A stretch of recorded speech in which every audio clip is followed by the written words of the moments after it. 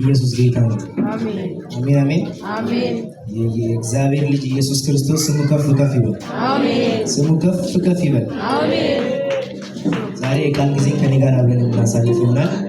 ከዛ በፊት ግን እንጸልይ።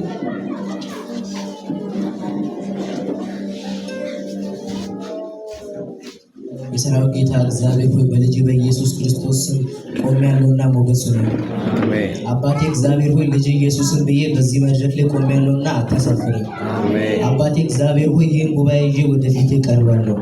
እግዚአብሔር ሆይ እኔ ሳልሆን መንፈስ ቅዱስ እንድናገራቸው፣ እኔ እንደኔ አቅም እንደኔ ችሎታ ሳይሆን እንደ መንፈስ ቅዱስ እንደነሱ መረዳት መንፈስ ቅዱስ ይገለጥላቸው። እግዚአብሔር ሆይ አንተ ተናገራቸው። ስጋና ደም ጸጥ ይበል፣ ስጋዊ መንፈስ ሁሉ ጸጥ ይበል። መንፈሳዊ ዓይኖች መንፈሳዊ ጆሮዎች ይከፈቱ። የተወደደውና የተከበረው ቃልን በመንፈስ እንድንሰማ መንፈስ በዚህ ትሁን። እግዚአብሔር ሆይ ተናጋሪውንም ሰሚውንም አንተ አበርታ። መንፈስ ቅዱስ በማዕከላችን ትሁን። አሜን። ለጌታ ክብር ጨምጨም። ኢየሱስ ጌታ ነው። ዛሬ ለማስተማር ካሰብኩት በፊት ትንሽ ነገር ስለ ትንሣኤው ብናገር ደስ ይለኛል። ስለ ትንሣኤው ያው የዛሬ ሳምንት ትንሣኤ ነበር አይደል?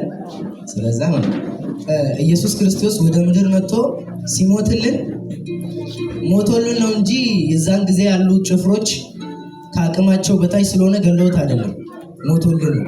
አሜን አሜን። ኃጢአታችንን ሊቀበል ሞታችንን ሊሞትልን ፈቅዶ መጥቶ ሞቶልን ነው እንጂ ገለውት አይደለም። አይደለም እንዴ? ሞቶልን ነው እንጂ ገለውት አይደለም። ኢየሱስ ጌታ ነው። አሜን። ኢየሱስ ክርስቶስ ወደ ምድር ሲመጣ ዋነኛ ዓላማው እኛን ከኃጢአታችን ሊያነጻ ነው። አይደለም? ከኃጢአታችን ሊያነጻ ነው።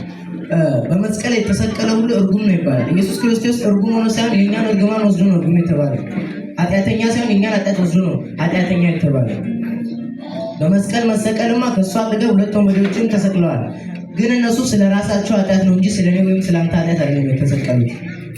ኢየሱስ ጌታ ነው።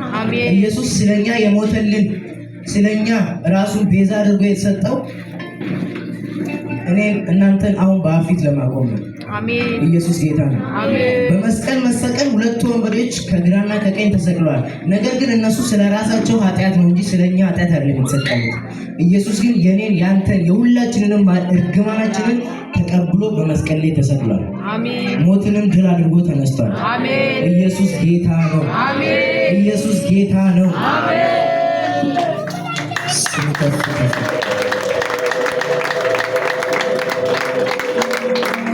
በመጽሐፍ ቅዱስ ብዙ ሰዎች ከሞት ተነስተዋል። አሁንም የምናያቸው ነቢያቶች፣ ሐዋርያቶች የሞተ ሰው እያስነሱ አይተናል። ነገር ግን ያኚህ ሰዎች የተነሱት አልዓዛር ከኢየሱስ በላይ 4 ቀን ቆይቷል በመቃብር ውስጥ። ኢየሱስ ግን ሞቶ 3 ቀን ነው የቆየው። ነገር ግን አልዓዛር 4 ቀን ቆይቶ ና በምትል አንድ ቃል ነው የመጣው። የጠራው ማን ነው? ኢየሱስ። ኢየሱስን ግን ና በዚህ ቀን ውጣ ያለው አለ። የኢየሱስ መነሳትን ከፍ ከፍ የሚያደርገው አንደኛው ሚስጥር ይሄ ነው። ኢየሱስ ጌታ ነው። ሞትላችኋለሁ ብሎ የመጣን ኢየሱስ የተባረከ ይሁን። ኃጢአታችንን የተቀበለን ኢየሱስ ስሙ ከፍ ከፍ ይበል። የኢየሱስ ስም የተባረከ ይሁን።